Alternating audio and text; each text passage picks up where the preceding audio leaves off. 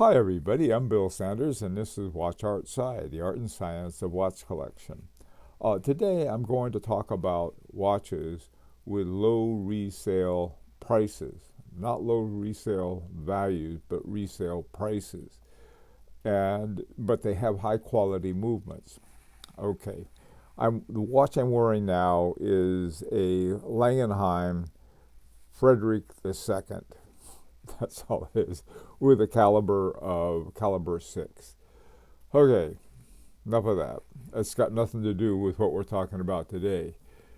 The whole idea, people talk about low resale values. There's not values or prices. Okay, so if you pay $20,000 for a watch, and when you turn around to sell it, you can only get $10,000.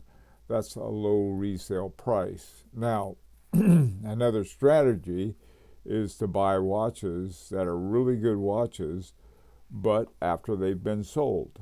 So if they drop, you save a lot of money and you get a really good watch. So let's take a look at some watches that have that characteristic, at least in my humble opinion. Okay, now the first one is a really interesting one. Maurice Lacroix Masterpiece Le Chronographe. What's interesting about it is that one of the top designers in the world, Andreas Streller, designed the movement for them. So, I mean, here you have a Maurice Lacroix. Maurice Lacroix has a really good reputation for making good watches, but their movements have traditionally been inexpensive ones, relatively speaking, ETA, Solida, and so forth. But they have this particular one that is very nice. Now the MSRP on this particular watch is, or was at one time, it could be more now. It's 15,800 Swiss francs. I found one though on a place called Watchfinder for $4,240. And I mean, you get this incredible watch, and if you price anything that Andreas Streller has, you're dealing with these sky-high prices. The movement, it's a Maurice Lacroix labeled movement, ML106-2. The movement was based on on another movement, a famous movement, and because that's what Maurice Lacroix wanted. So that's where we are on that. So if you like chronographs, I'm not a chronograph fan, believe me, but this one is really nice.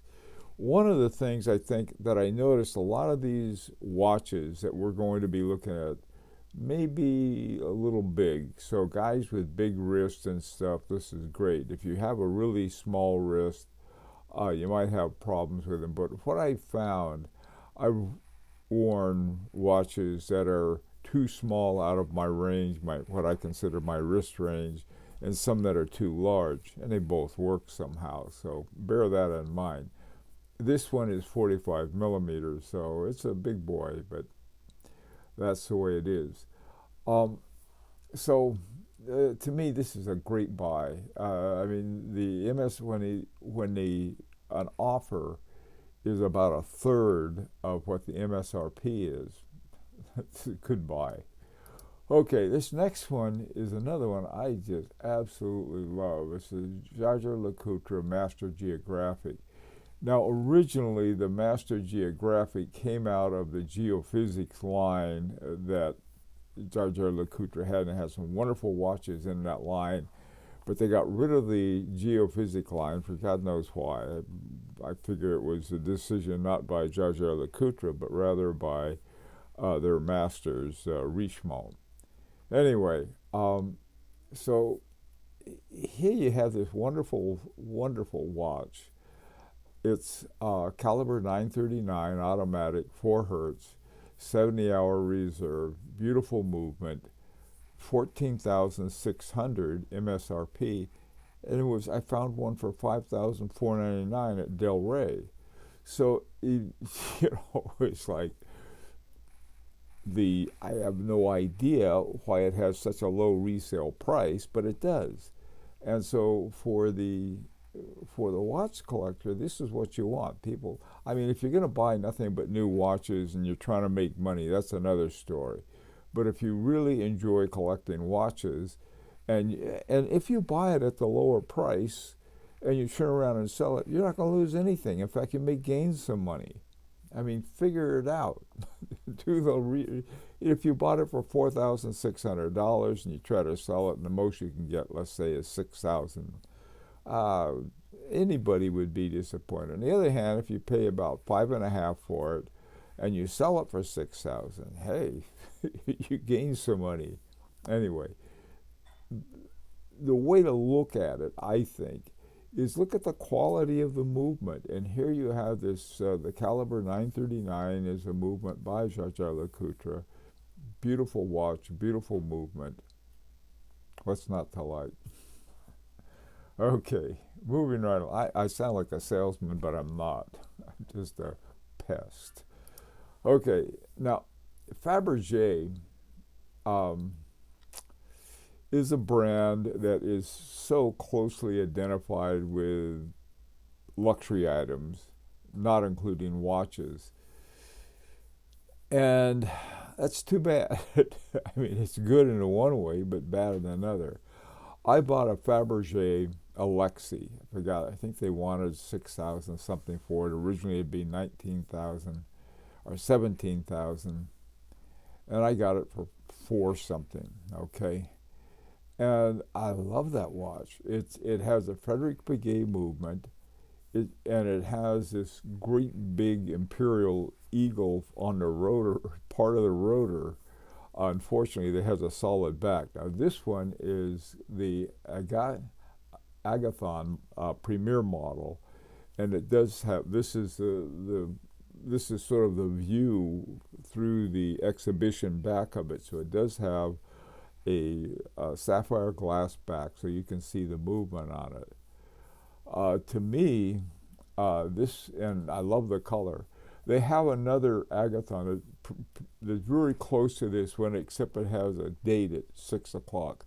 I prefer the one without a date. White gold, 40 millimeters. Now, you get a white gold Vacheron Constantin or Patek Philippe, and you're getting a nice watch, but you're paying between $20,000 and $30,000, and their prices don't go down a whole lot. Fabergé, on the other hand, it makes cases and dials and hands as good as anybody. In fact, probably better, because they have such a strong jewelry making, and then they have a carbuncle on top of the cap on the crown of it.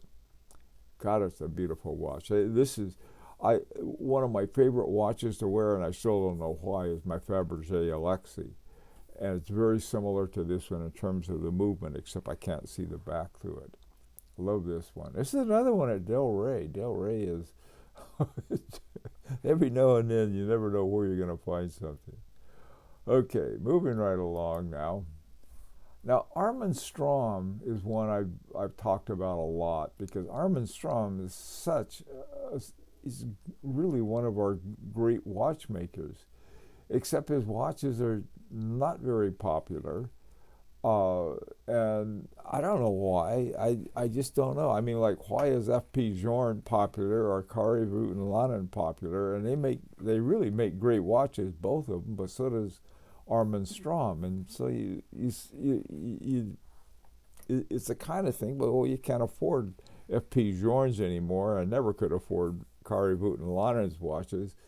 But this is something, and at $12,900, it's sort of a hard watch to afford too.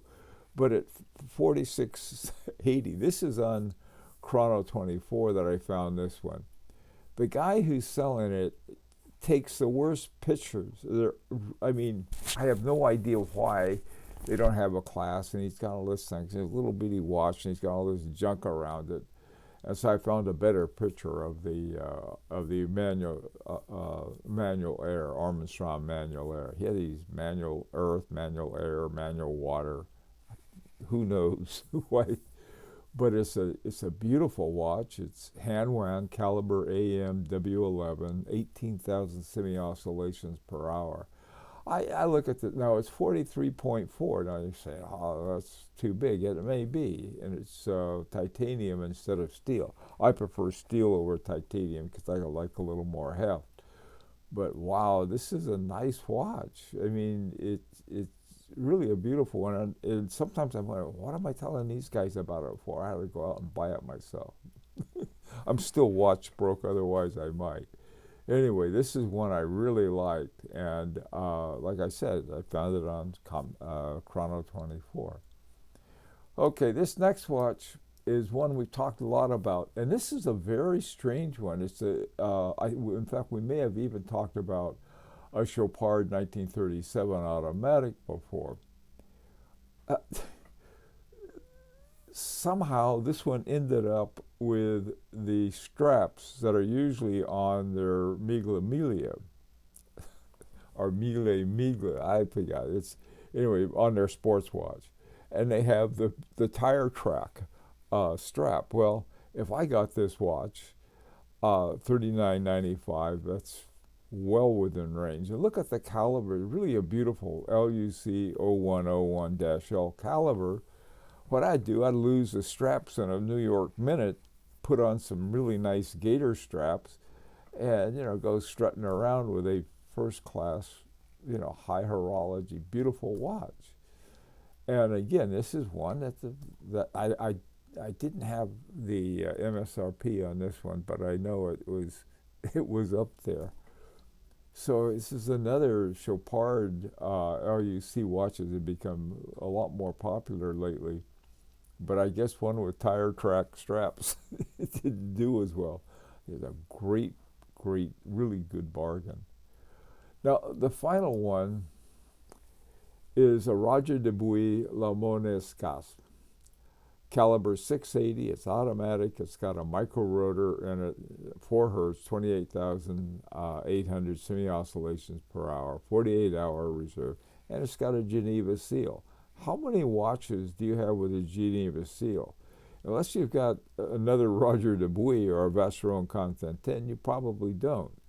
There's a certain Chopard that does, but most of them are either on Roger Dubuis or on Vacheron Constantin. And this is a nice watch. I mean, a really nice watch. Now, 11,702. That's not it's not chicken feed by any stretch of the imagination. And the drop on this one isn't as much as some of the other ones we've talked to. 42 millimeters, again, it's a big one. 18 karat rose gold. Again, you're looking at a watch with a movement by a top watchmaker and in gold at 11,702. Now, I know 11,002 will always be a lot of money, but I mean, people pay way more than twice that much, and this is about a little more than a third of the MSRP. But what a beautiful watch, and like I said, by a top watchmaker with a Geneva seal. Okay, well, those are some watches that I really like. I thought, we ought to talk about those. So I'd really like to know what you think. And I'm sorry I forgot the name of the the movement that the Maurice Lacroix was. They wanted one. They wanted like a Venus, I think, is one of the older movements, a Venus 175 or something like that. And but anyway, it gives you some little piece of research to look up. Let me know what you think. I'd like to hear some other ideas. You say, what about this watch? And it's an opportunity to subscribe if you like. And until next time, this is Bill Sanders with Watch Art Sci, the art and science of watch collection.